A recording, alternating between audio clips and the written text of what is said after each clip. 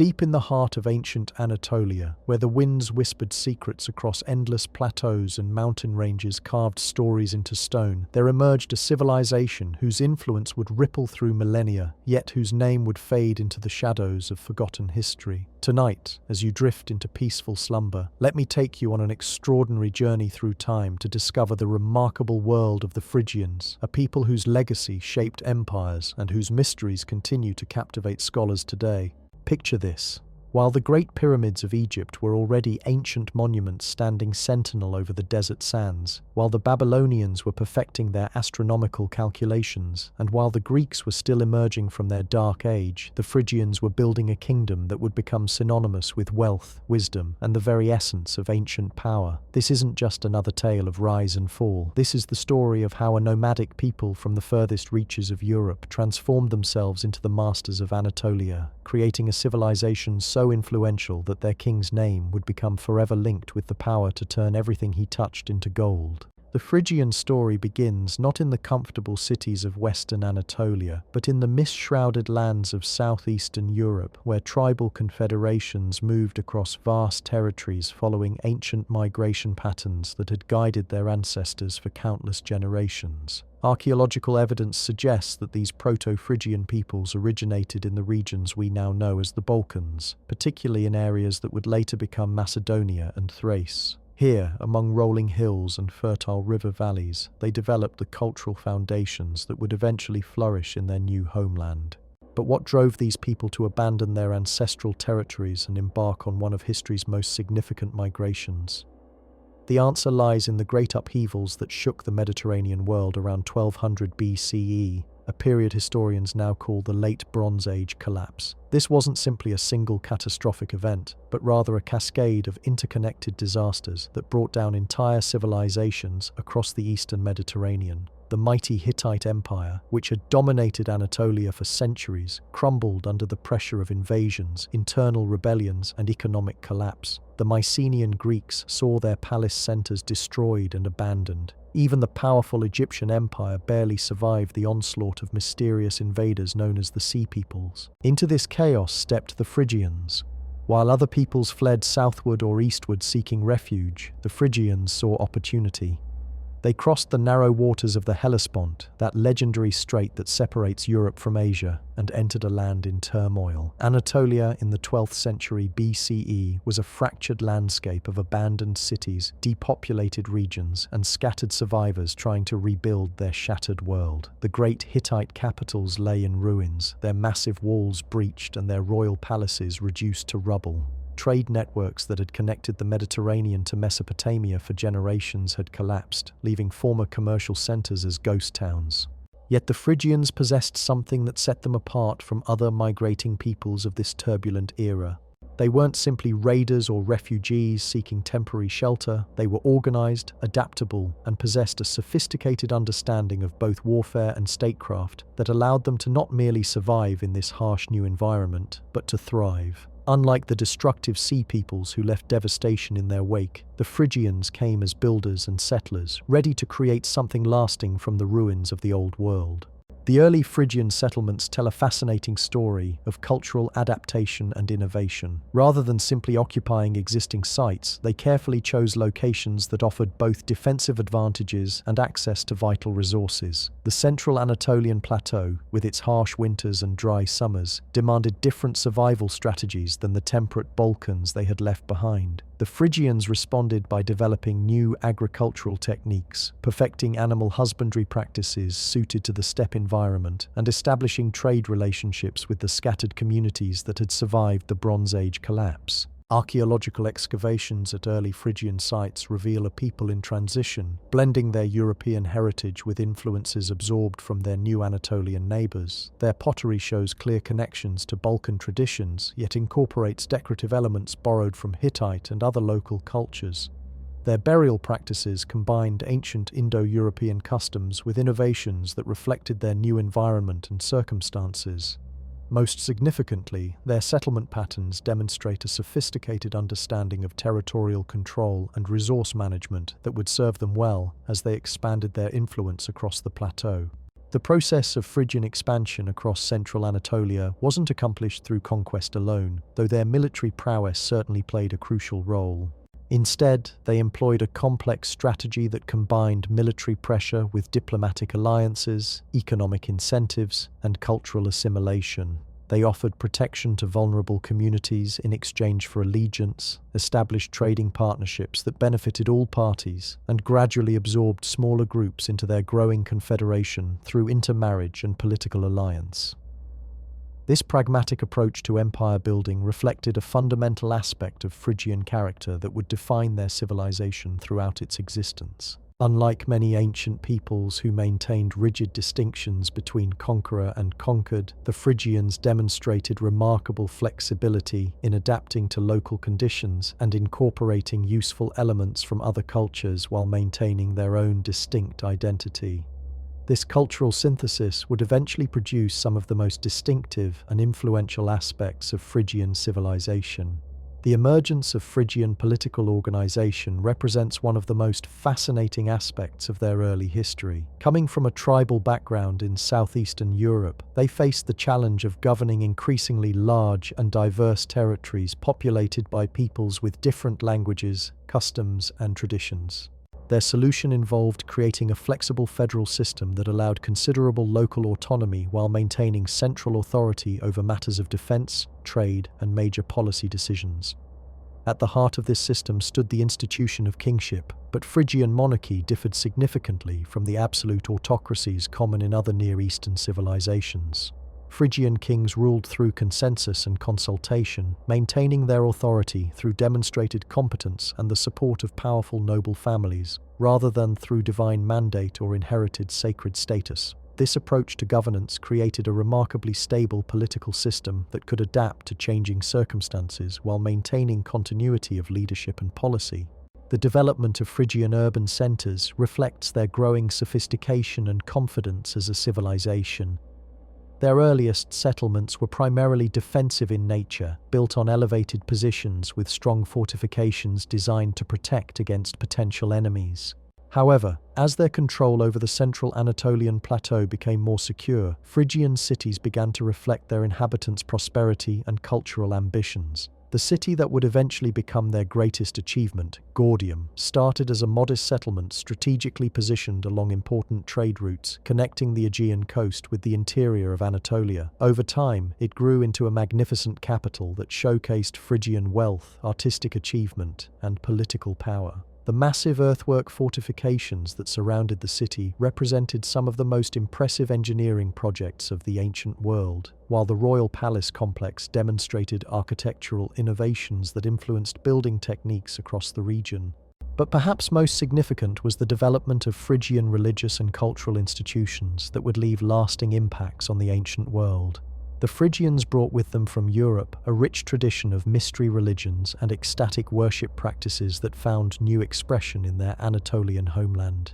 Their most important deity, Cybele, the Great Mother Goddess, became one of the most widely worshipped divinities in the ancient Mediterranean world, her cult eventually reaching as far as Rome itself. The worship of Cybele represented more than simple religious devotion. It embodied fundamental Phrygian concepts about the relationship between humanity and the natural world, the cycles of death and rebirth that governed all existence, and the transformative power of divine ecstasy. The elaborate festivals and ceremonies associated with her worship became legendary throughout the ancient world for their emotional intensity and spectacular displays of devotion. Equally important was the Phrygian development of musical traditions that would profoundly influence Greek and later Roman culture. The Phrygian mode in music, characterized by its haunting and emotional qualities, became associated with passion, transformation, and spiritual transcendence. Phrygian musicians and their distinctive instruments, particularly the double pipe aulos, were sought after throughout the Mediterranean world, carrying Phrygian cultural influence far beyond their political boundaries. The economic foundations of Phrygian prosperity rested on their strategic position at the crossroads between Europe and Asia. As stability returned to the region following the chaos of the Bronze Age collapse, trade networks began to re-establish themselves perfectly and the Phrygians found themselves positioned to control and profit from this renewed commercial, included crucial mountain passes that connect activity. Their territory the Aegean coast with the interior plateaus, while their settlements along major rivers controlled access to important waterways. More than simple geographical advantage, however, Phrygian economic success reflected their innovative approaches to commerce and manufacturing. They developed sophisticated techniques for working metals, particularly iron, which was becoming increasingly important as the Bronze Age gave way to the Iron Age. Phrygian metalworkers became renowned throughout the ancient world for the quality of their weapons, tools, and decorative objects, creating products that were eagerly sought by traders from distant lands. Their textile production represented another crucial element of Phrygian economic strength. The central Anatolian plateau provided excellent grazing for sheep and goats, while the Phrygians developed advanced techniques for processing wool and creating dyed fabrics that became prized throughout the Mediterranean world. The famous Phrygian cap, a distinctive conical hat that would later become a symbol of liberty and revolution, originated as a practical piece of Phrygian textile craftsmanship.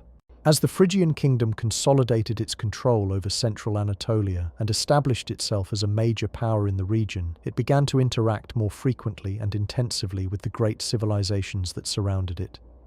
To the south lay the Assyrian Empire, the dominant military power of the age, whose armies had conquered much of Mesopotamia and were beginning to cast covetous eyes toward Anatolia. To the west, Greek city-states were emerging from their dark age and beginning to establish colonies along the Anatolian coast. To the east, the kingdom of Urartu controlled the Armenian highlands and competed with Assyria for dominance over the upper Euphrates region. These interactions weren't simply matters of diplomacy and trade, though both played important roles in Phrygian foreign policy.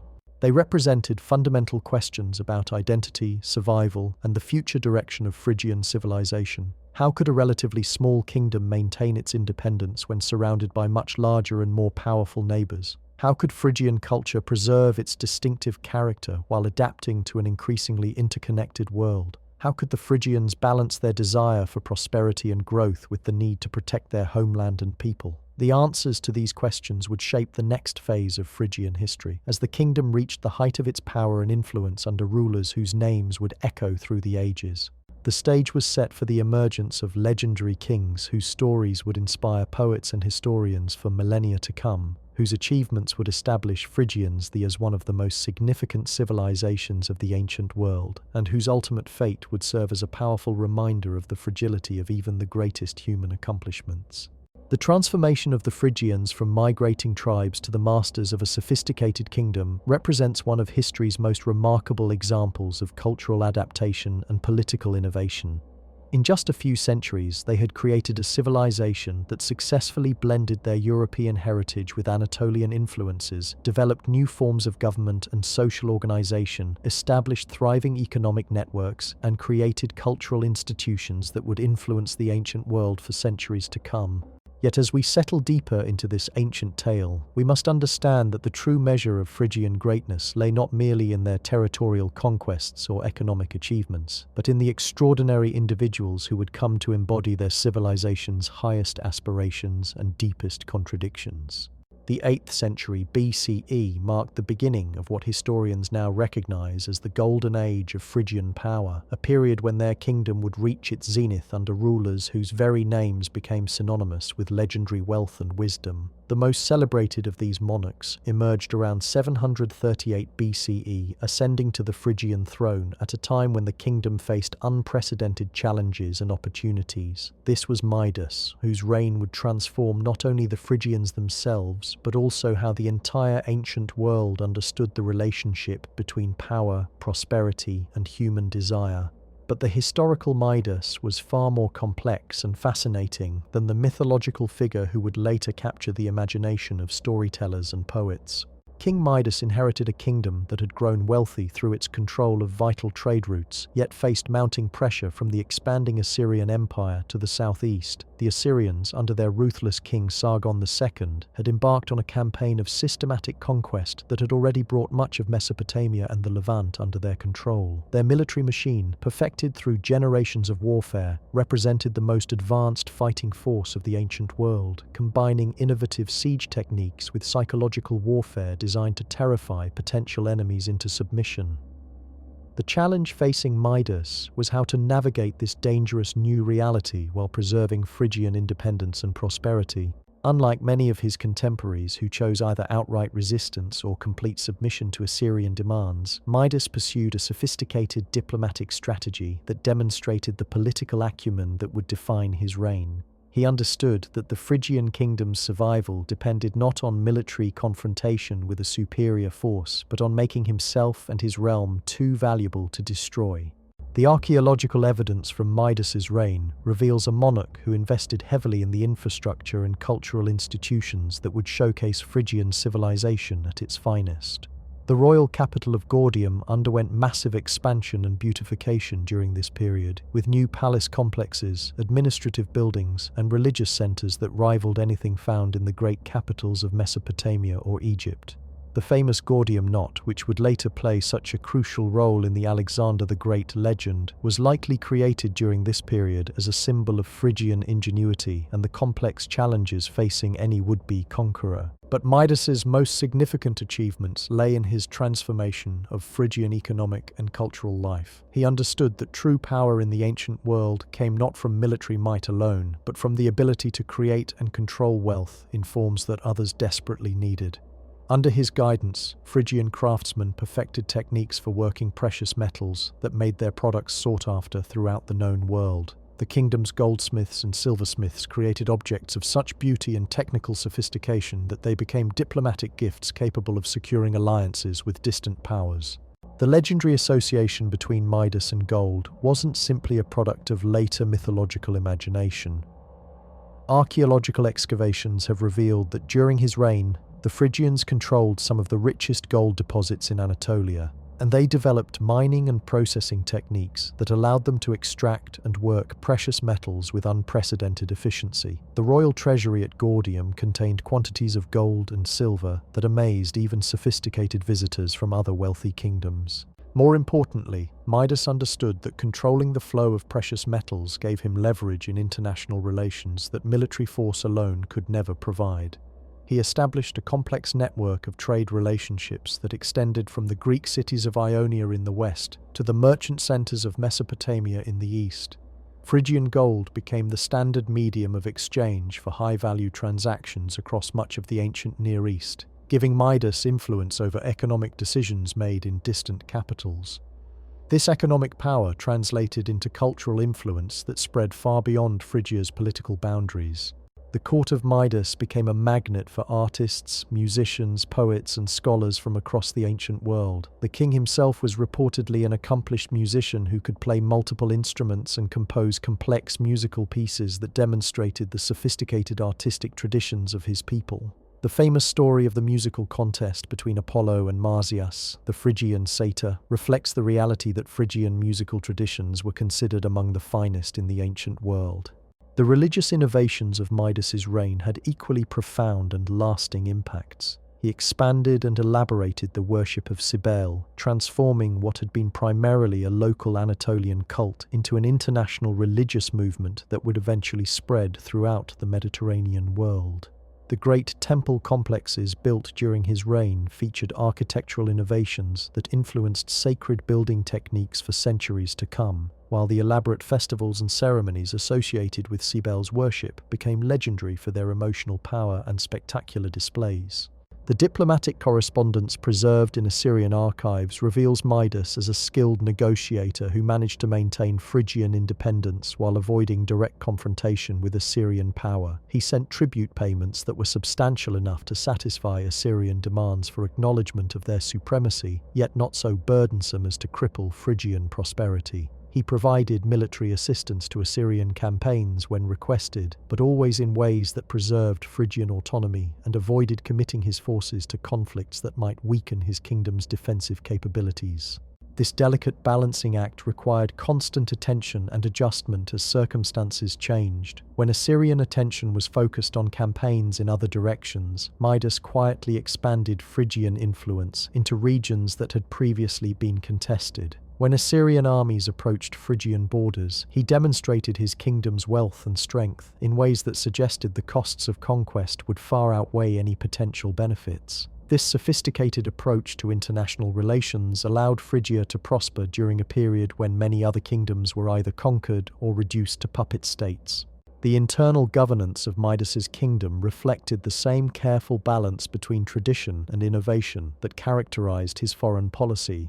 He maintained the consultative approach to monarchy that had characterized earlier Phrygian rulers, but strengthened central authority in ways that allowed for more effective coordination of the kingdom's resources. He established new administrative positions that professionalized government service while creating opportunities for talented individuals from throughout Phrygian society to participate in ruling their communities. The legal system developed during Midas's reign combined traditional Phrygian customs with innovations borrowed from other civilizations, creating a body of law that was both familiar to his subjects and sophisticated enough to handle the complex disputes that arose in an increasingly prosperous and cosmopolitan society. Commercial law received particular attention as the expansion of trade networks required standardized procedures for resolving disputes between merchants from different cultural backgrounds.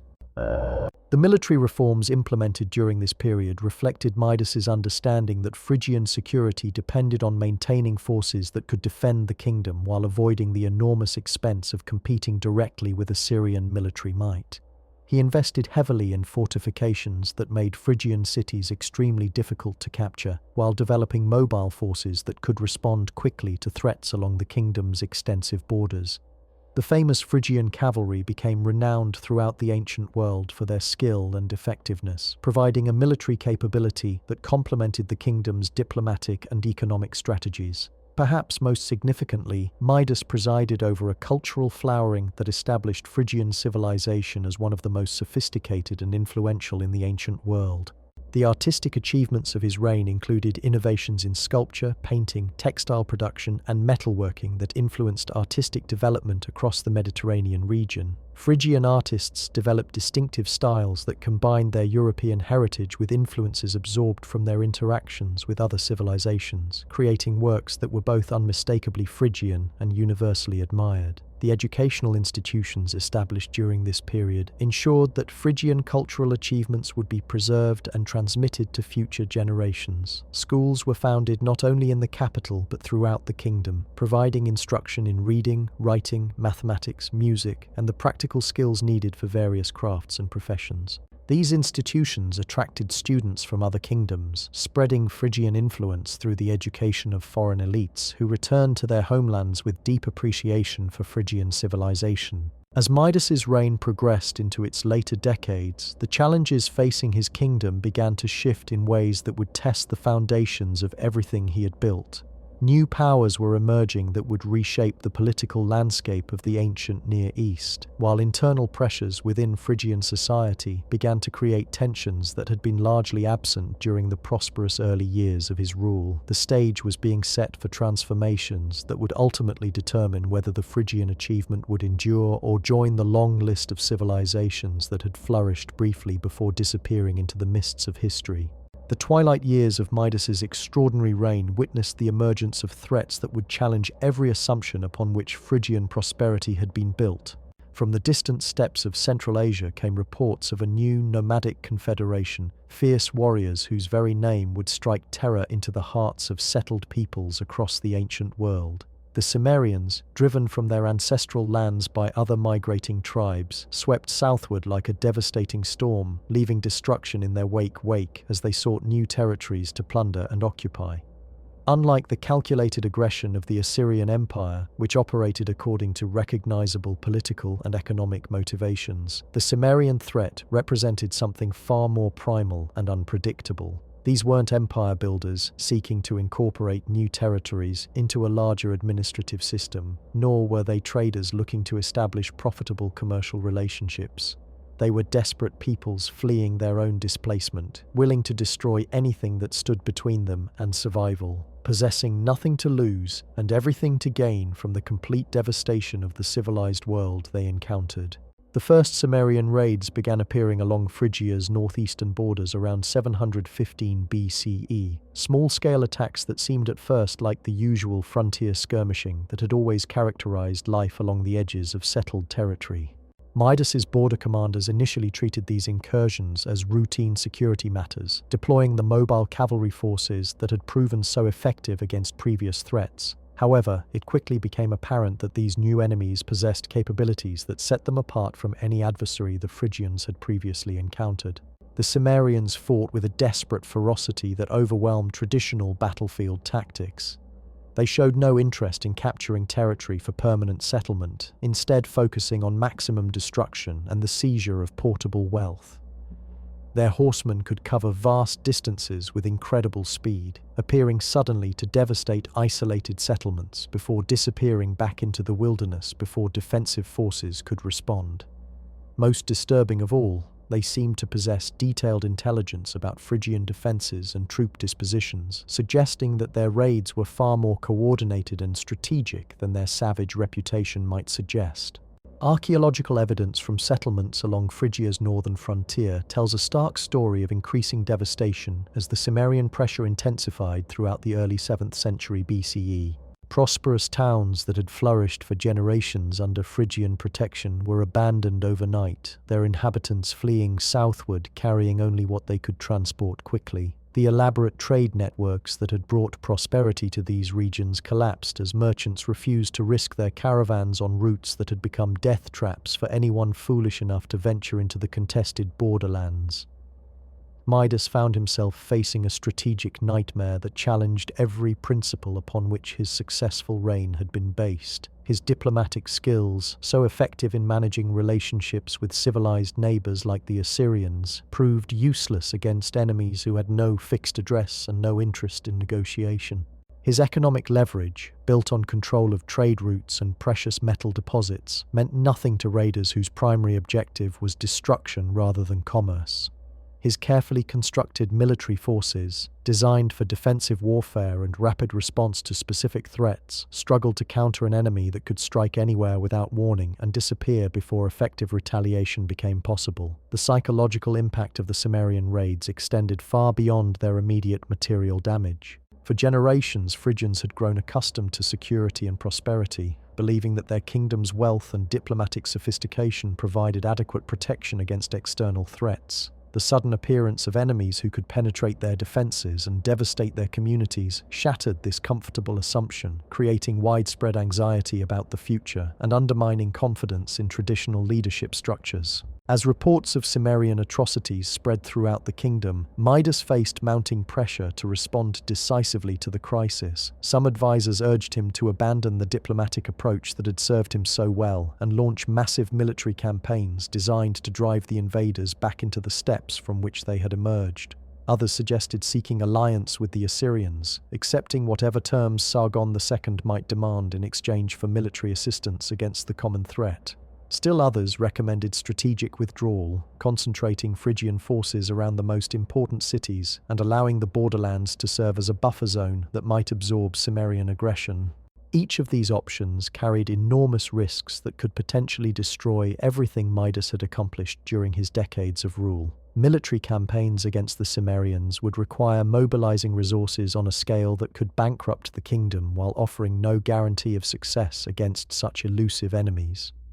Alliance with Assyria might provide short-term security, but would almost certainly result in the permanent loss of Phrygian independence.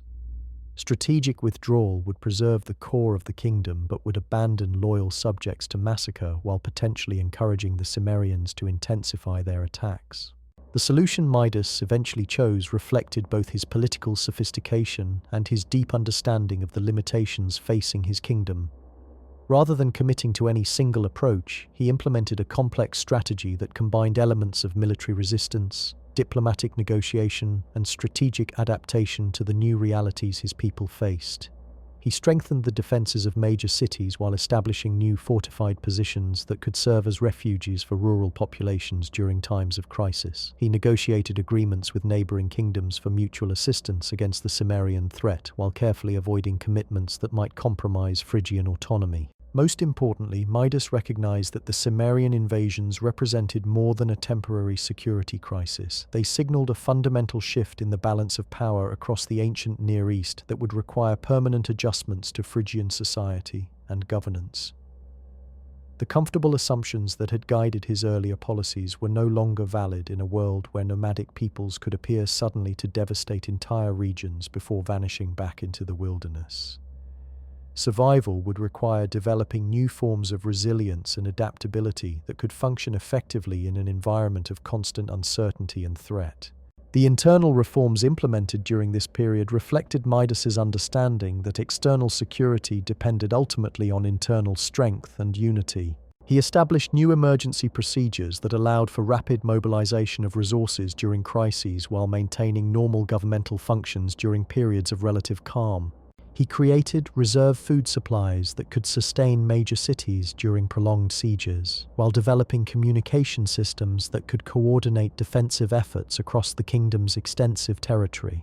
The cultural implications of these changes were profound and far-reaching. The confident optimism that had characterized earlier Phrygian art and literature gave way to more complex expressions that acknowledged the fragility of human achievement and the constant presence of forces beyond human control. Religious practices evolved to place greater emphasis on protective deities and rituals designed to ward off disaster, while traditional celebrations were modified to include elements that reinforced community solidarity and preparedness for adversity. The economic adjustments required by the new security environment proved particularly challenging for a kingdom whose prosperity had been built on extensive trade networks and specialized production for distant markets. The disruption of commercial routes forced Phrygian merchants to develop new trading relationships while establishing more secure transportation methods that could function despite the constant threat of raiders. Manufacturing centers had to be relocated away from vulnerable frontier regions, while agricultural production was reorganized to ensure food security even during periods when large portions of the kingdom's territory might be temporarily inaccessible. These transformations weren't accomplished without significant social and political tensions. Many Phrygians found it difficult to abandon the prosperous lifestyle they had enjoyed during the peaceful decades of Midas's early reign, viewing the new security measures as unnecessary restrictions on their freedom and prosperity. Regional leaders sometimes resisted centralizing measures that reduced their local autonomy, arguing that their communities could defend themselves more effectively than distant royal officials could protect them. Midas's response to these internal challenges demonstrated the political skills that had made him one of the most successful rulers of his era. Rather than imposing new policies through royal decree, he worked patiently to build consensus among the various groups and regions that comprised his kingdom. He held extensive consultations with local leaders, explaining the rationale behind necessary changes while incorporating their suggestions wherever possible. He provided compensation for communities that suffered economic losses due to security requirements, while ensuring that the burden of defense was shared equitably across all parts of Phrygian society.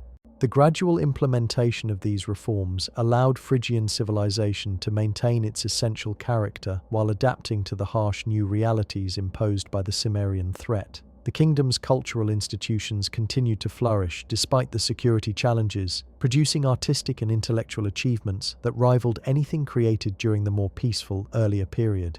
The worship of Cybele evolved to incorporate new elements that reflected the community's need for divine protection while maintaining the essential spiritual insights that had made Phrygian religion so influential throughout the ancient world. As the 7th century BCE progressed, it became clear that the Cimmerian invasions represented only the beginning of a larger transformation that would reshape the entire ancient Near East. Other nomadic peoples were also on the move, driven by environmental changes and population pressures that created a cascading series of migrations and conflicts. The Scythians emerged from the Central Asian steppes to challenge Cimmerian control over the western regions of the steppe zone, while various Thracian and Illyrian tribes moved southward into the Balkans. The established powers of the region found themselves dealing not with isolated security threats, but with a fundamental realignment of peoples and territories that would continue for generations. The Assyrian Empire, despite its massive military superiority, proved surprisingly vulnerable to these new forms of warfare. Armies designed to conquer fortified cities and control agricultural territories struggled to deal with nomadic raiders who could strike anywhere before disappearing into vast territories that offered no fixed targets for retaliation. The elaborate administrative systems that allowed Assyria to govern its extensive empire became liabilities when dealing with enemies who recognized no political boundaries and acknowledged no diplomatic conventions. For Midas, these developments represented both opportunities and dangers that would define the final phase of his remarkable reign.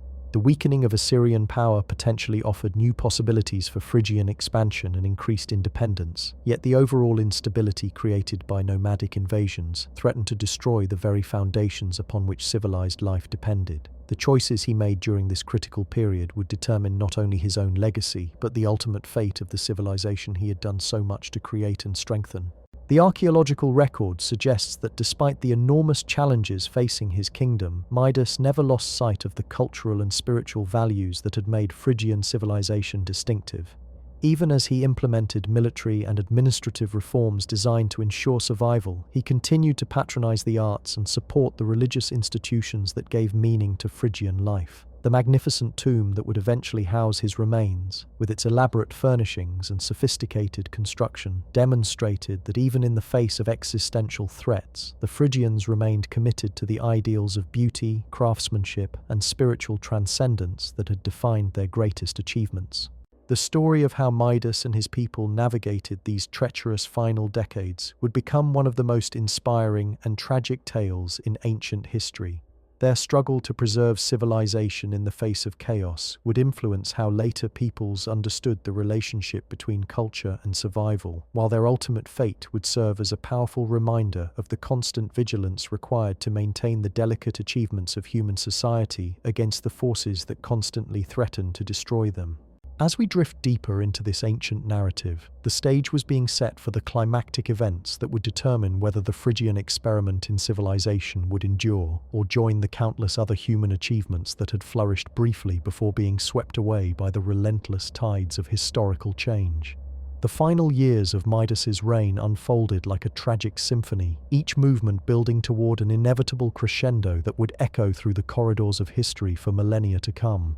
By 705 BCE, the Cimmerian threat had evolved from sporadic border raids into a systematic campaign of devastation that reached deep into the heart of Phrygian territory. What had begun as manageable security challenges had transformed into an existential crisis that tested every institution and tradition upon which Phrygian civilization rested. The great king, in the now twilight of his extraordinary life, found himself confronting realities that defied every lesson learned during his decades of successful rule. The diplomatic finesse that had allowed him to navigate the treacherous waters of international politics proved meaningless against enemies who communicated only through violence. The economic leverage that had made Phrygia indispensable to its neighbors became irrelevant when dealing with raiders whose sole objective was destruction. The cultural sophistication that had elevated his kingdom above its contemporaries offered no protection against forces that recognized no distinction between the sacred and the profane. Archaeological evidence from the final phase of Midas's reign paints a stark picture of a civilization under siege.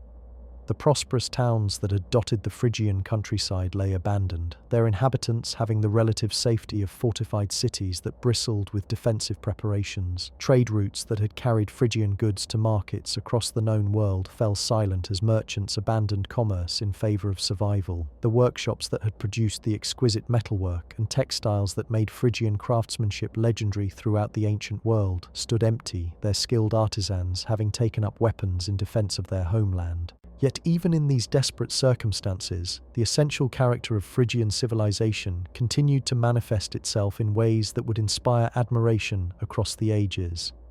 Rather than abandoning the cultural values that had made their society distinctive, the Phrygians adapted these traditions to serve their survival needs while preserving their essential meaning. The great festivals dedicated to Cybele were transformed into ceremonies of communal solidarity that strengthened social bonds while maintaining spiritual connections to the divine forces that governed their world. The musical traditions that had made Phrygian courts centers of artistic excellence evolved into new forms that could lift morale during the darkest hours while preserving the sophisticated aesthetic sensibilities that defined their cultural identity. The military reforms implemented during this period revealed Midas's continued capacity for innovation even under extreme pressure. Traditional Phrygian tactics, developed for conflicts with civilized neighbors who fought according to recognizable conventions, proved inadequate against enemies who acknowledged no rules of warfare beyond the pursuit of maximum destruction. The king responded by creating new forms of military organization that combined the mobility and striking power of nomadic warfare with the disciplined coordination that had always characterized Phrygian forces. These hybrid military units, trained to fight like sea-maintaining Emirians while Phrygian loyalty and cohesion, represented a remarkable synthesis of opposing military traditions. They could match nomadic raiders in speed and flexibility while retaining the tactical sophistication that allowed them to coordinate complex operations across extended territories.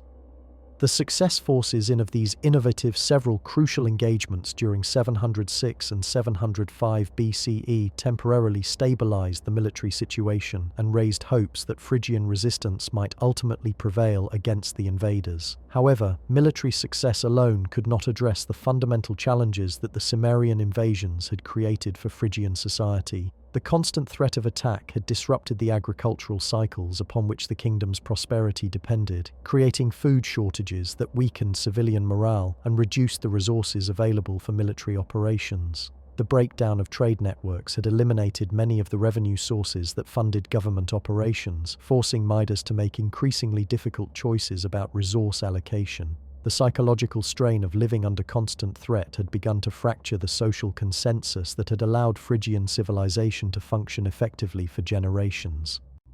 The king's response to these mounting internal pressures demonstrated the wisdom and compassion that had made him beloved by his subjects throughout his long reign. Rather than hoarding resources for military purposes or abandoning vulnerable populations to their fate, he implemented comprehensive support systems that ensured the burdens of survival were shared equitably across all levels of society. Royal granaries were opened to feed refugees from devastated rural areas, while emergency housing was constructed to accommodate the displaced families who sought safety in fortified cities. Perhaps most remarkably, Midas maintained his commitment to the cultural and religious institutions that gave meaning to Phrygian life, even as resources became increasingly scarce. The great temple complexes continued to receive royal support, ensuring that the ceremonies and festivals that reinforced community identity could continue despite the crisis. Schools remained open to provide education for the next generation, while workshops continued to produce the artistic objects that expressed Phrygian aesthetic values. This determination to preserve civilization's achievements in the face of barbarian destruction would become one of the most admired aspects of Midas's legacy. The international dimensions of the Cimmerian crisis grew increasingly complex as other powers in the region struggled to respond to the nomadic threat. The Assyrian Empire, despite its vast military resources, found its forces stretched thin across multiple fronts as various nomadic groups launched coordinated attacks against settled territories throughout Mesopotamia and Anatolia. The Greek city-states along the Anatolian coast faced their own struggles with raiders who could strike from the sea as easily as from the land.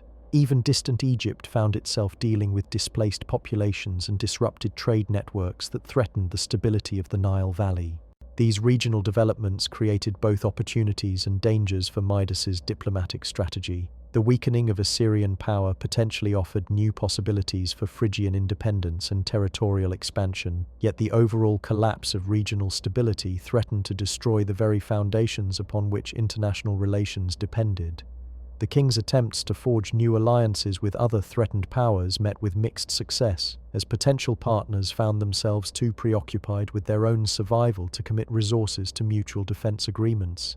The most promising of these diplomatic initiatives involved negotiations with the Kingdom of Lydia, Phrygia's western neighbor, which faced similar pressures from nomadic raiders while possessing military and economic resources that could complement Phrygian capabilities. King Gyges of Lydia, himself a skilled diplomat and military leader, recognized that cooperation with Midas offered the best hope for both kingdoms to survive the crisis that threatened to engulf the entire region. The alliance they negotiated in 704 BCE represented a sophisticated agreement that pooled resources while respecting each kingdom's sovereignty and territorial integrity.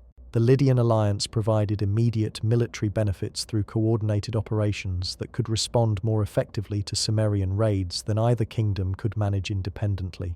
Lydian cavalry units, renowned for their speed and tactical flexibility, complemented Phrygian infantry formations that excelled in defensive operations and siege warfare. Combined intelligence networks provided better early warning of impending attacks, while shared supply lines ensured that military operations could be sustained even when individual kingdoms faced resource shortages.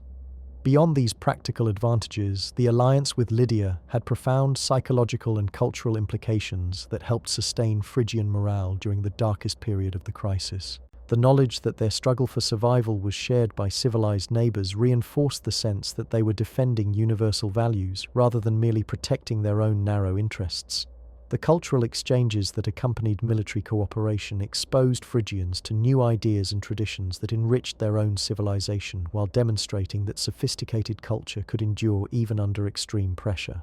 The religious dimensions of the Phrygian response to the Cimmerian crisis reflected the deep spiritual resources that had always characterized their civilization. The worship of Cybele evolved to incorporate new elements that addressed the community's desperate need for divine protection while maintaining the essential mysteries that had made her cult so influential throughout the ancient world.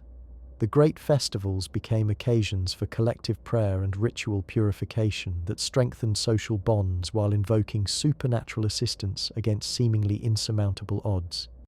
These religious innovations weren't merely desperate attempts to seek divine intervention in human affairs. They represented sophisticated theological responses to fundamental questions about the relationship between civilization and chaos, order and destruction, human achievement and cosmic forces beyond mortal control. Phrygian priests and philosophers developed new interpretations of traditional myths that provided frameworks for understanding their current crisis while maintaining hope for ultimate restoration and renewal. The influence of these religious developments extended far beyond Phrygian borders, as refugees and traders carried news of their innovations to distant lands where other peoples faced similar challenges. The cult of Cybele, already widespread throughout the eastern Mediterranean, acquired new dimensions that would eventually influence its development in Greece and Rome.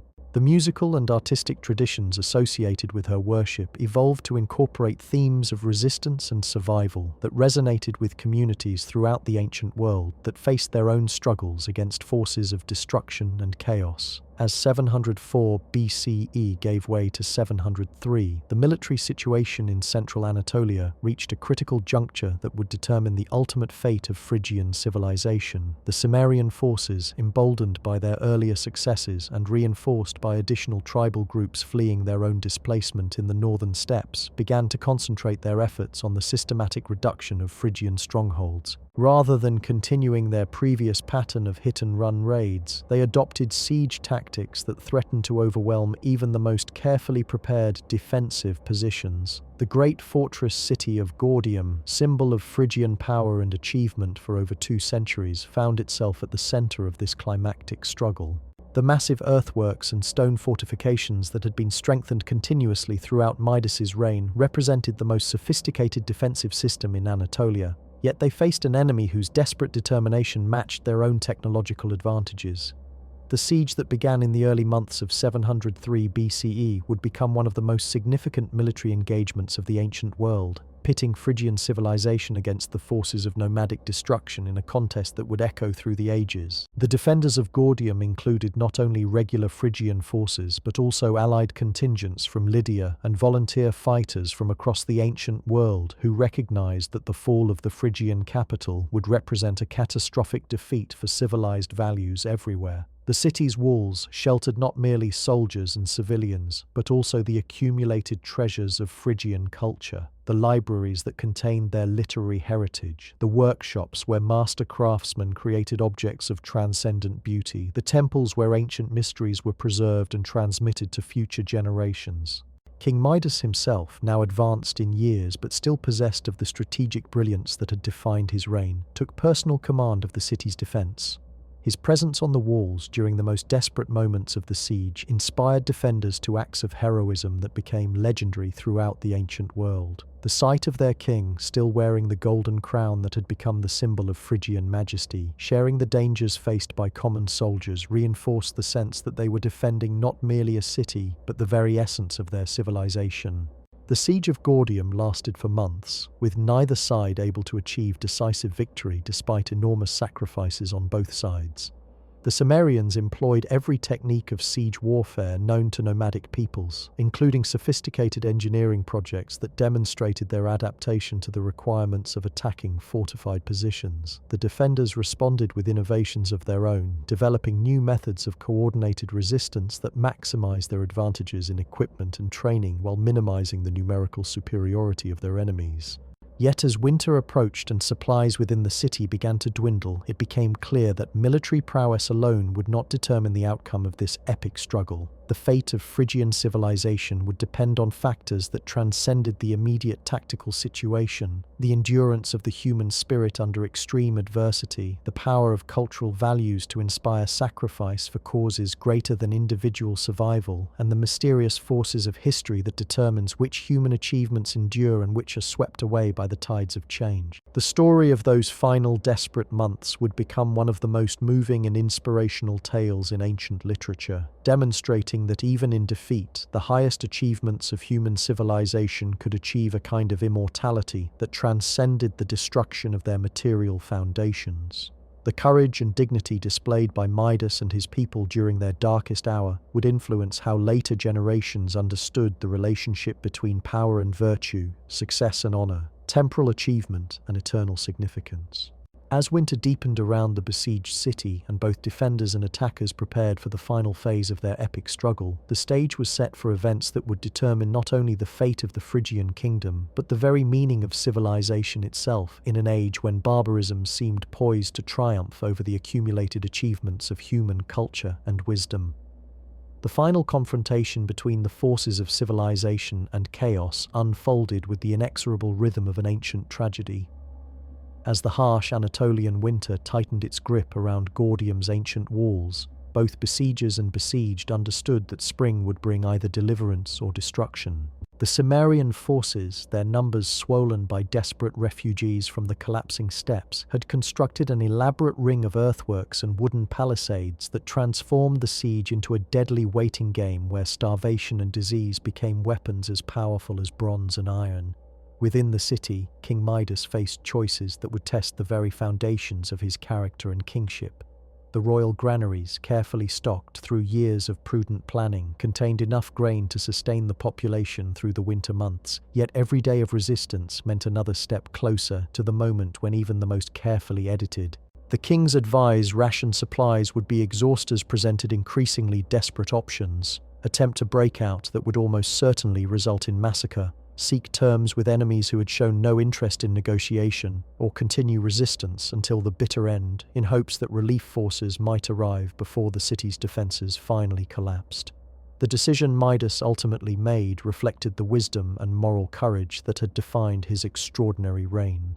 Rather than choosing any single course of action, he implemented a strategy that honored both his duty to preserve his people's lives and his obligation to defend the civilization they had created together. He organized the city's population into defensive units that could maintain resistance while preparing contingency plans for the evacuation of non-combatants should the walls be breached. Most importantly, he established procedures for preserving the cultural treasures of Phrygian civilization regardless of the siege's outcome. The systematic evacuation of Gordium's libraries, workshops, and religious archives represented one of history's most remarkable efforts to preserve human culture in the face of impending destruction. Teams of scribes worked tirelessly to copy essential texts onto portable materials that could be smuggled out of the city even under siege conditions. Master craftsmen dismantled their most precious tools and hid them in locations where they might be recovered by future generations. Priests carefully packaged sacred objects and ritual texts that embodied centuries of religious tradition, preparing them for transport to distant sanctuaries that might preserve their significance even if Phrygia itself fell to the invaders. These preservation efforts weren't merely practical to salve measures designage what could be saved from anticipated disaster. They represented a profound act of faith in the ultimate triumph of civilization over chaos, a declaration that the achievements of human culture possessed an inherent value that transcended the political and military circumstances of any particular moment. By ensuring that Phrygian knowledge, artistry, and wisdom would survive regardless of the kingdom's fate, Midas demonstrated his understanding that true victory lay not in military success, but in the preservation and transmission of the values that made life meaningful. The international implications of the siege extended far beyond the immediate struggle between Phrygians and Cimmerians.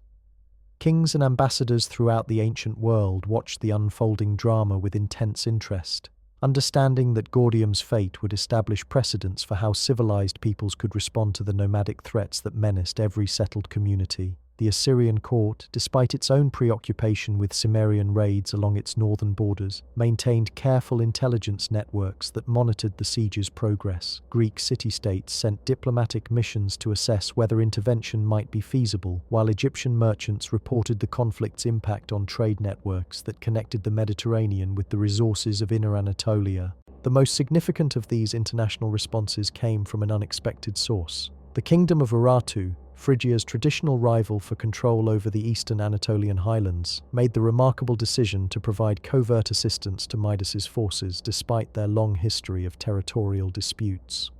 King Rusa II of Urartu, facing his own struggles with nomadic raiders, recognized that the fall of Phrygia would leave his own kingdom dangerously exposed to Cimmerian expansion. The military supplies and intelligence information that began reaching Gordium through secret channels represented a sophisticated understanding of how regional stability depended on the survival of established powers regardless of their previous conflicts.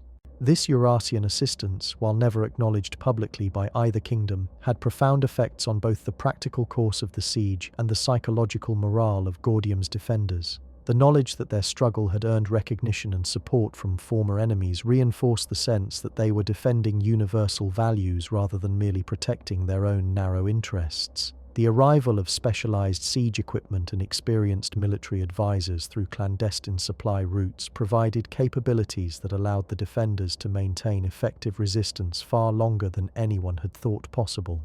The religious dimensions of the siege took on increasingly profound significance as the conflict stretched through the winter months. The great temple of Cybele within the city became a focal point for community solidarity and spiritual resistance that transcended the immediate military situation. Daily ceremonies brought together defenders and civilians in collective affirmations of faith that strengthened social bonds while invoking divine protection against seemingly insurmountable odds. The ancient mysteries associated with the goddess's worship evolved to incorporate new elements that addressed the community's desperate need for meaning in the face of potential annihilation. These religious innovations reflected sophisticated theological thinking about the relationship between divine will and human suffering, cosmic order and historical chaos. Phrygian priests developed interpretations of traditional myths that provided frameworks for understanding their current crisis as part of larger patterns of death and rebirth that governed all existence. The cult of Cybele, with its emphasis on transformation through suffering and renewal through sacrifice, offered spiritual resources that enabled the community to maintain hope even under the most desperate circumstances. The influence of these developments extended far beyond Gordium's walls through the networks of refugees, merchants, and diplomatic messengers who carried news of Phrygian resistance to distant lands. Communities throughout the ancient world that faced their own struggles against nomadic raiders found inspiration in the courage displayed by Midas and his people. The siege became a symbol of civilized resistance against barbarism that influenced military and political thinking across the Mediterranean world for generations to come. As winter deepened and the siege entered its most critical phase, both sides began to show the effects of prolonged conflict under extreme conditions. The Cimmerian forces, despite their numerical advantages, struggled to maintain unit cohesion as supplies ran short and casualties mounted from their repeated assaults against the city's formidable defenses. Tribal leaders who had initially cooperated in the siege began to question whether the anticipated rewards justified the enormous costs they were paying in blood and resources. Internal disputes over strategy and resource allocation created divisions within the nomadic coalition that offered potential opportunities for the defenders to exploit. Within Gordium, the population demonstrated remarkable resilience and solidarity despite the hardships imposed by months of siege conditions. Rationing systems established by royal decree ensured equitable distribution of dwindling food supplies while maintaining the social discipline necessary for effective resistance.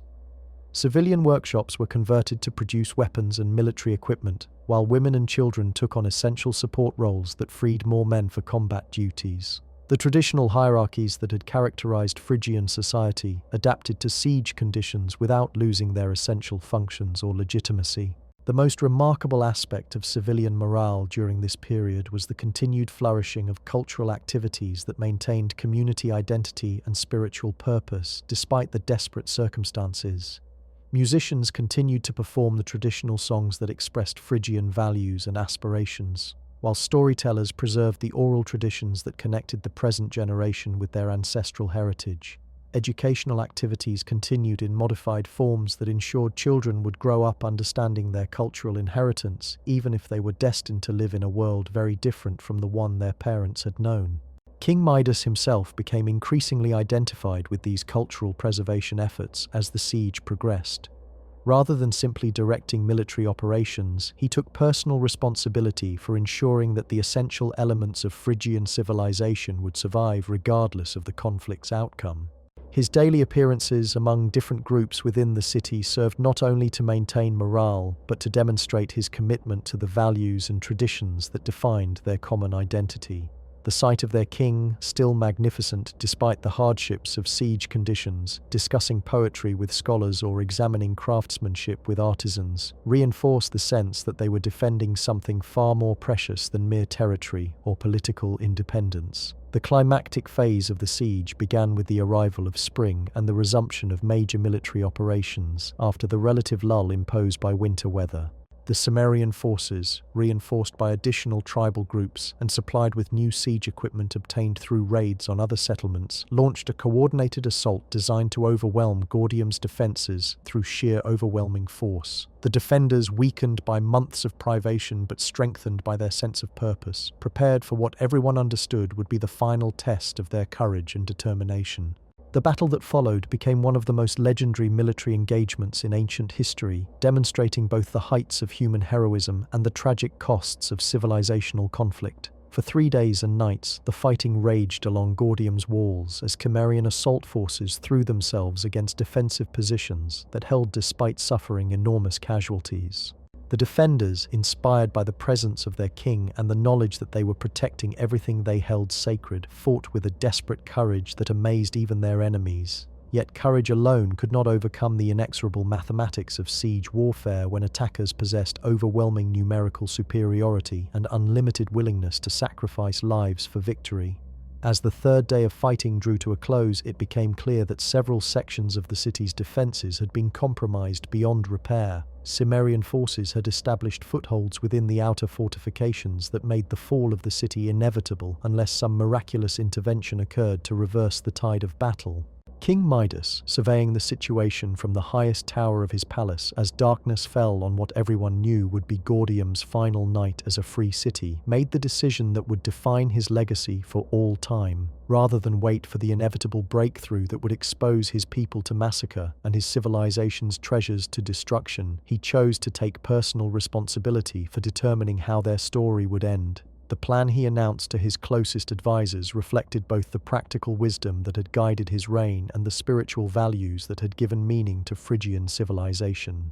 The king's final act would not be one of surrender or defeat, but rather a transformation that elevated the material destruction of his kingdom into something approaching transcendence.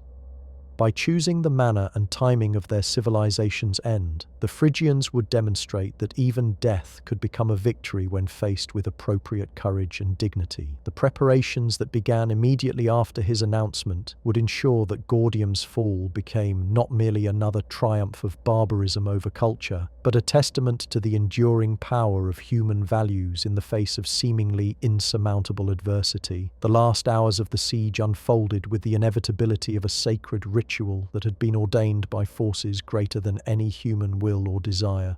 As dawn broke over the Anatolian plateau on that fateful day in 695 BCE, both besiegers and besieged understood that they were participating in events that would echo through the corridors of history for millennia to come. The choices made during those final hours would determine not only who lived and who died, but how future generations would remember the meaning of courage, honor, and civilization itself. The archaeological evidence from Gordium's destruction layer tells a story of systematic preparation rather than chaotic collapse. The careful burial of treasures, the organized evacuation of non-essential personnel, and the deliberate destruction of materials that might be useful to the invaders all suggest that the city's fall proceeded according to plans that had been developed over many months of careful consideration. This wasn't the panicked flight of a defeated population, but rather the execution of a strategy designed to preserve what could be saved while denying the enemy the satisfaction of complete victory. The legend of King Midas and the Golden Touch, which would captivate the imagination of storytellers for generations to come, finds its origins in these final moments when the historical king chose to transform military defeat into spiritual triumph. The mythological elements that would later embellish his story reflected genuine aspects of his character and reign. His extraordinary wealth, his sophisticated understanding of power and its limitations, his tragic recognition that even the greatest human achievements remain vulnerable to forces beyond mortal control. As the Cimmerian forces finally breached Gordium's inner defenses and poured into the city's streets, they found not the cowering population they had expected, but rather empty buildings that echoed with the ghosts of a civilization that had chosen its own fate rather than accepting the terms imposed by its destroyers. The systematic evacuation and concealment efforts that had been conducted during the siege's final phase meant that much of what made Phrygian culture distinctive had already been moved to safety in distant locations where it could continue to influence human development long after the kingdom itself had ceased to exist. The immediate aftermath of Gordium's fall sent shockwaves throughout the ancient world that extended far beyond the immediate military and political consequences. The destruction of such a magnificent and well-defended city demonstrated that no settlement, regardless of its fortifications or resources, could consider itself completely secure from the nomadic threats that were reshaping the balance of power across Eurasia. Kings and administrators throughout the region began implementing defensive measures and evacuation procedures based on lessons learned from the Phrygian experience. More significantly, the manner of Gordium's fall influenced how later civilizations understood the relationship between material success and spiritual achievement. The story of Midas and his kingdom became a cautionary tale about the dangers of excessive wealth and worldly ambition, yet it also celebrated the possibility of transcending material circumstances through moral courage and cultural commitment. This complex legacy would influence philosophical and religious thinking throughout the ancient Mediterranean world, contributing to developments in Greek tragedy, Roman Stoicism, and early Christian theology. The scattered survivors of Phrygian civilization, carrying with them the cultural treasures and intellectual traditions that had been preserved through the systematic evacuation efforts, established new communities throughout Anatolia and beyond, where their influence continued to shape human development for centuries to come. The techniques of metalworking, textile production, and artistic creation that had made Phrygian craftsmanship legendary found new expressions in foreign lands where refugee artisans adapted their skills to local conditions and materials. The religious innovations associated with the cult of Cybele proved particularly influential in their new environments, as communities throughout the ancient world found in Phrygian spiritual traditions resources for understanding their own struggles with forces beyond human control. The goddess who had protected Gordium during its final siege became a symbol of hope and renewal for peoples facing their own encounters with chaos and destruction, her worship spreading throughout the Mediterranean world and eventually reaching Rome itself, where it would play a crucial role in the empire's religious development. The musical and literary traditions that had flourished under Midas's patronage similarly found new life in foreign, where courts and cultural centers Phrygian refugees shared their knowledge with local artists and intellectuals. The distinctive modes and instruments that had characterized Phrygian music influenced the development of Greek musical theory and practice, while the storytelling traditions that had preserved their historical and mythological heritage contributed to the emergence of new forms of narrative art that would shape Western literature for millennia to come. Perhaps most importantly, the example of Phrygian resistance during the siege of Gordium established precedents for how civilized peoples could maintain their dignity and values, even in the face of overwhelming adversity.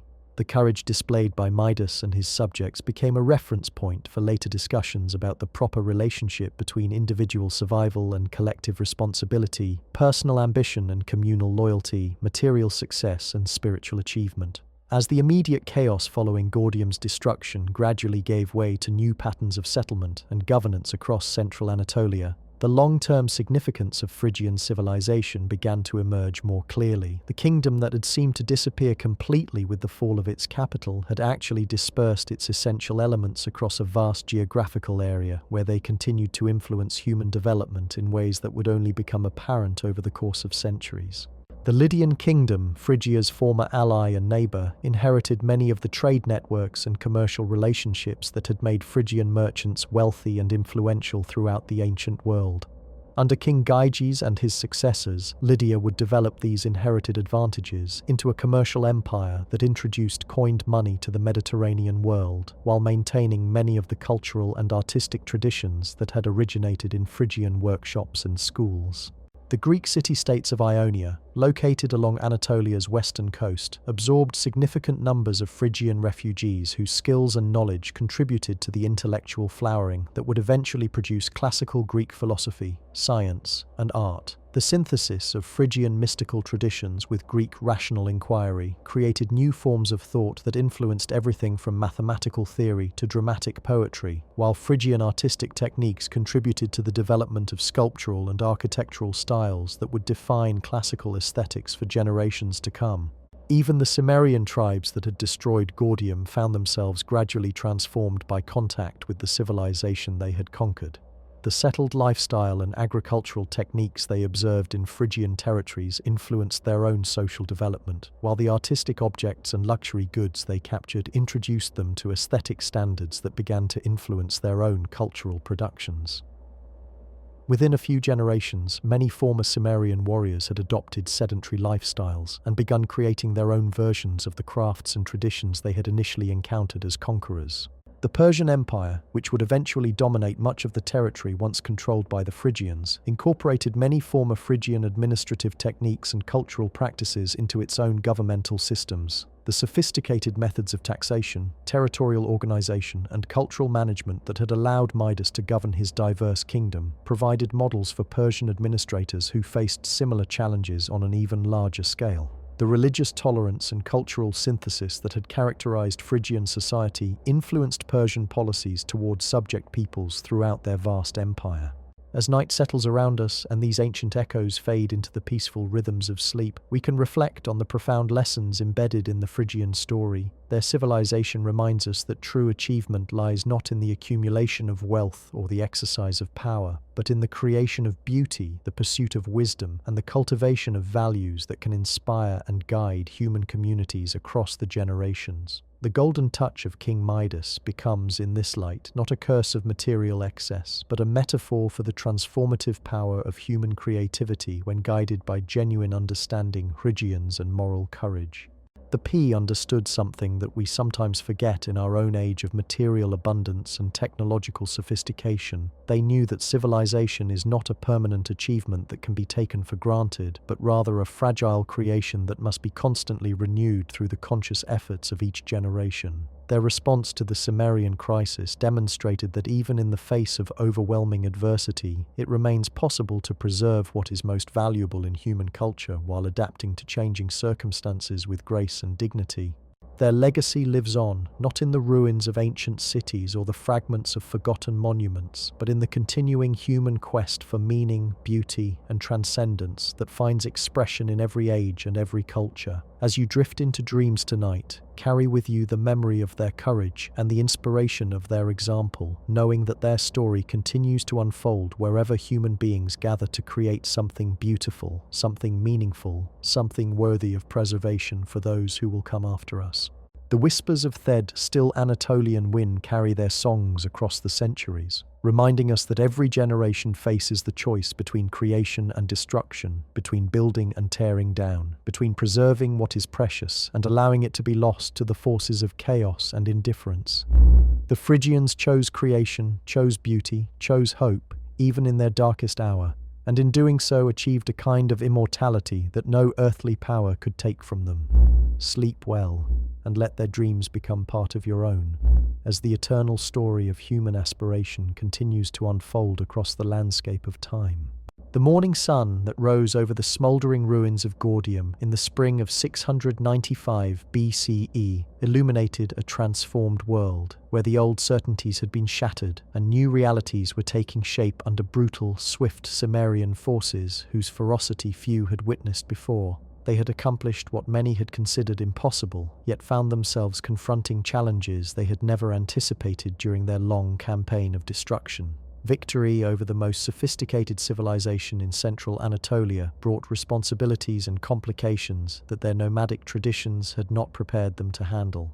The immediate problem facing the Cimmerian war leaders was how to extract maximum benefit from their conquest without destroying the very sources of wealth that had made Phrygia so attractive a target. The agricultural systems that fed the region's population required continuous maintenance and seasonal labor cycles that could not be interrupted without causing widespread famine. The craft workshops that produced the luxury goods prized throughout the ancient world depended on skilled artisans whose knowledge could not be easily replaced if they were killed or driven away. The trade networks that brought exotic materials from distant lands required diplomatic relationships and commercial agreements that nomadic raiders were poorly equipped to maintain or negotiate. These practical challenges forced the Cimmerian leadership to make fundamental decisions about their own future that would determine whether they remained nomadic destroyers or evolved into something approaching a settled ruling class. The most successful Cimmerian commanders began establishing permanent bases in captured Phrygian cities, appointing subordinates to oversee agricultural production and craft activities while maintaining enough military presence to discourage rebellion. This transition from raiding to occupation represented a profound transformation in Cimmerian society that would have far-reaching consequences for their own cultural development. The process of adaptation proved neither smooth nor uniform across the various tribal groups that had participated in the conquest of Phrygia. Some Cimmerian leaders embraced the opportunities offered by settled life, adopting Phrygian administrative techniques and even marrying into surviving noble families to legitimize their authority over former subjects. Others remained committed to their traditional nomadic lifestyle, viewing permanent settlement as a betrayal of ancestral customs that would inevitably lead to the kind of weakness and corruption they had just finished destroying. These internal divisions created opportunities for the scattered remnants of Phrygian society to begin reasserting themselves in ways that would gradually transform the nature of Cimmerian rule. Surviving Phrygian nobles who had managed to escape the initial destruction of their cities began returning to their ancestral territories, offering their services to Cimmerian commanders who needed their expertise in managing complex administrative and economic systems. Former Phrygian officials found that their knowledge of taxation procedures, legal traditions, and diplomatic protocols made them indispensable to nomadic rulers who possessed military power but lacked the sophisticated governmental skills necessary to maintain control over settled populations.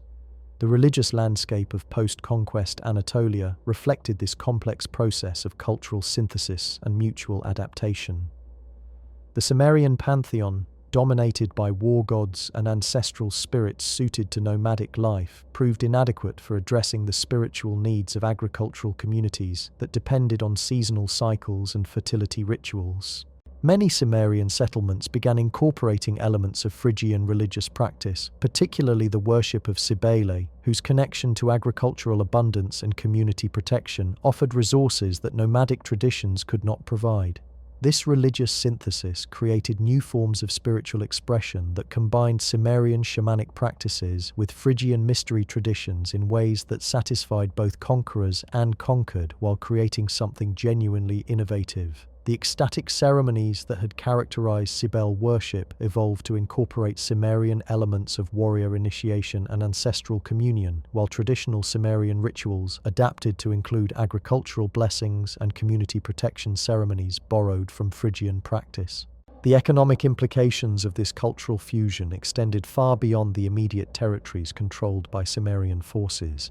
The disruption of established trade networks had created shortages of essential goods throughout the eastern Mediterranean, driving up prices and creating opportunities for merchants who could establish new commercial relationships with the region's new rulers. Greek traders from Ionian cities proved particularly adept at adapting to these changed circumstances, offering manufactured goods and luxury items that Cimmerian leaders needed to maintain their status while providing access to markets for the agricultural and craft products that continued continued to be produced in occupied territories. These commercial relationships gradually created webs of mutual dependence that constrained Cimmerian freedom of action, while providing stability and prosperity that made settled life increasingly attractive to former nomads. Cimmerian war leaders, who had initially viewed Greek merchants with suspicion, began to appreciate the wealth and power that came from controlling trade rather than simply raiding it. The shift from extraction to management represented a fundamental transformation in Cimmerian economic thinking that would influence their society's development for generations to come.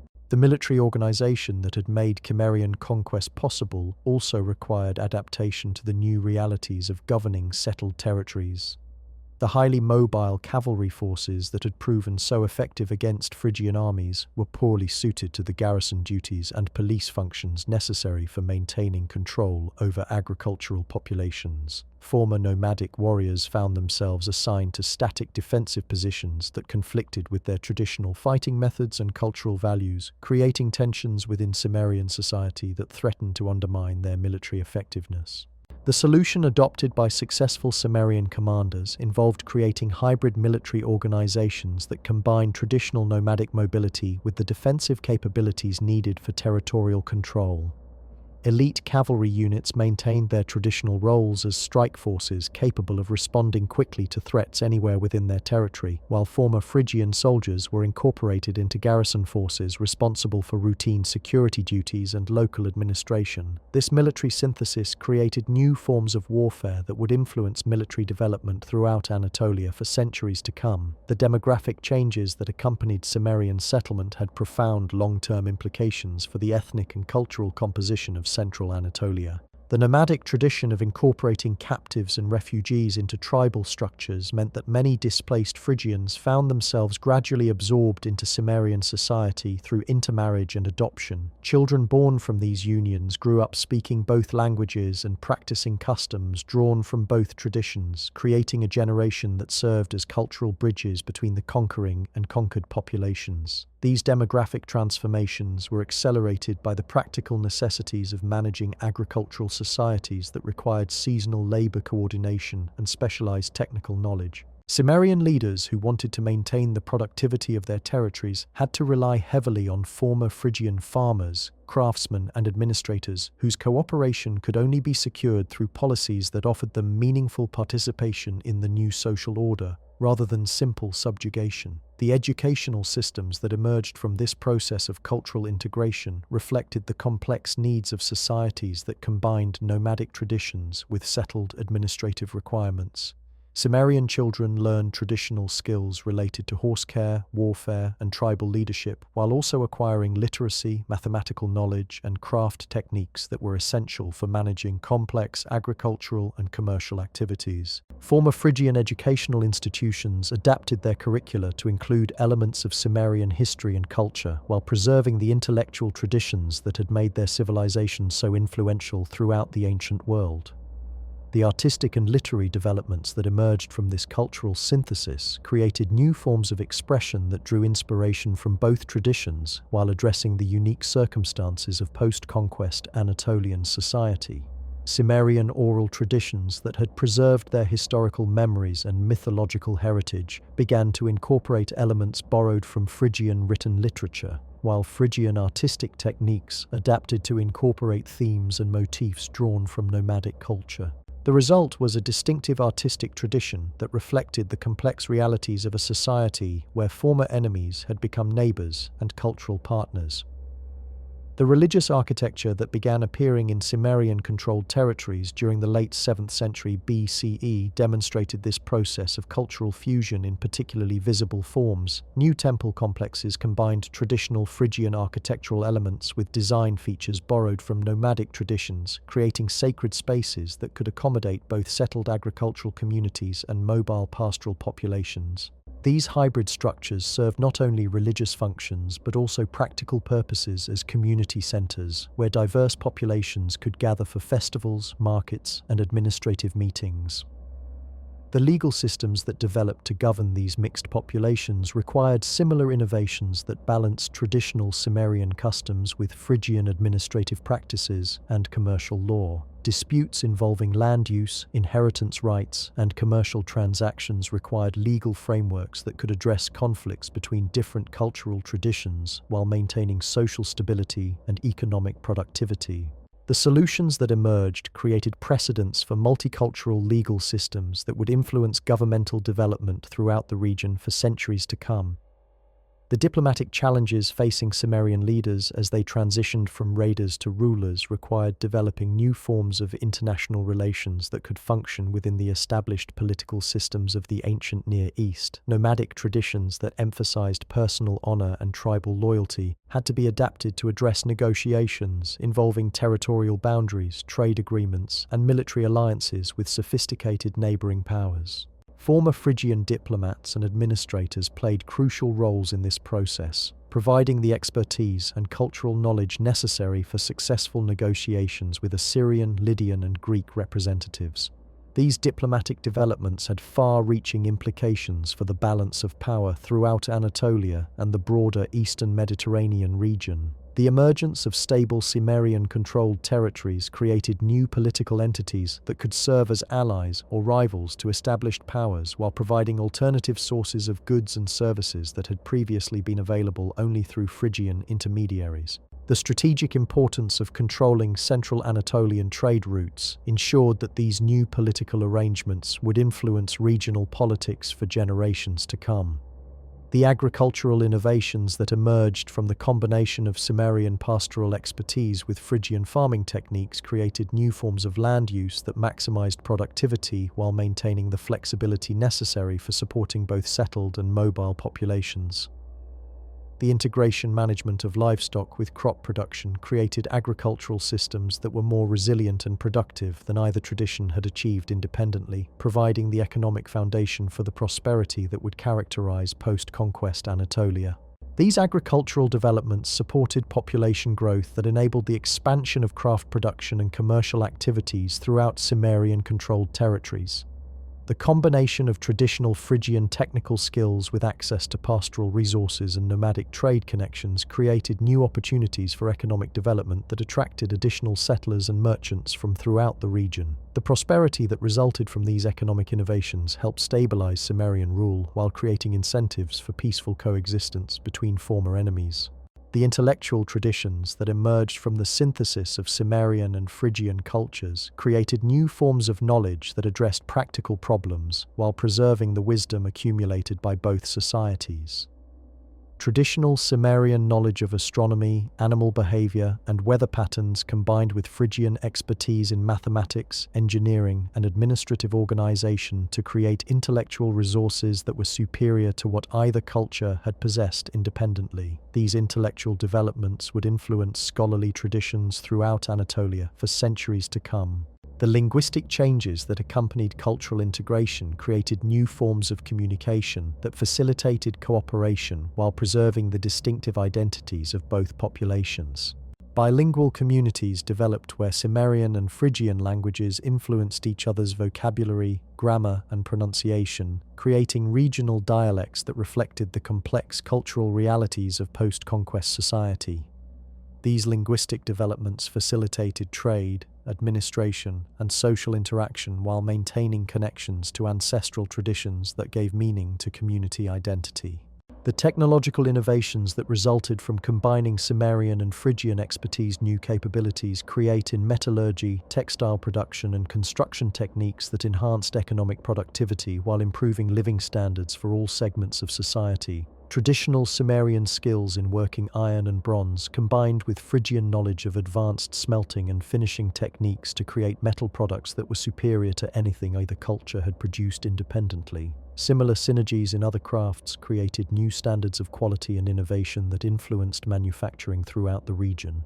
As the 7th century BCE progressed toward its close, the territories that had once comprised the Phrygian Kingdom had been transformed into something entirely new, yet recognizably connected to their ancient heritage. The The Cimmerian conquest that had seemed to represent the complete destruction of civilized life in central Anatolia had instead created opportunities for cultural innovation and synthesis that produced new forms of human organization more adaptable and resilient than their predecessors. The legacy of Midas and his people lived on not in the preservation of ancient forms, but in the creative adaptation of their essential insights to serve the needs of new communities facing different challenges. The transformation of conquerors into rulers, nomads into administrators, and enemies into neighbors demonstrated the fundamental human capacity for adaptation and growth that enables civilizations to survive catastrophic changes while preserving their most valuable achievements.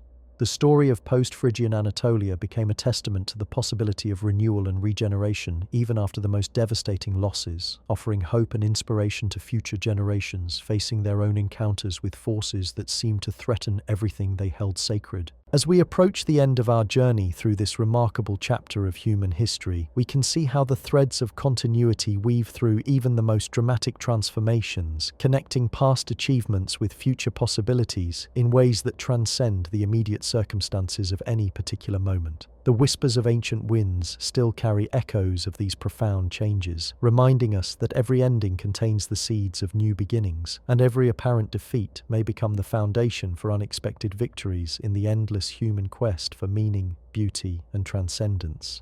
The dream of Phrygia endures not in monuments or territories, but in the continuing story of human communities that choose creation over destruction, synthesis over separation, hope over despair, as they navigate the challenges and opportunities that define each generation's encounter with the mysterious forces that shape our shared destiny across the vast landscapes of time and possibility. And so, as the gentle rhythms of sleep embrace you tonight, may the eternal legacy of the Phrygians guide your dreams toward deeper understanding of humanity's remarkable capacity for resilience and renewal. Their story reminds us that true immortality lies not in golden treasures or mighty kingdoms, but in the enduring power of wisdom, creativity, and hope to transcend even the darkest hours of history.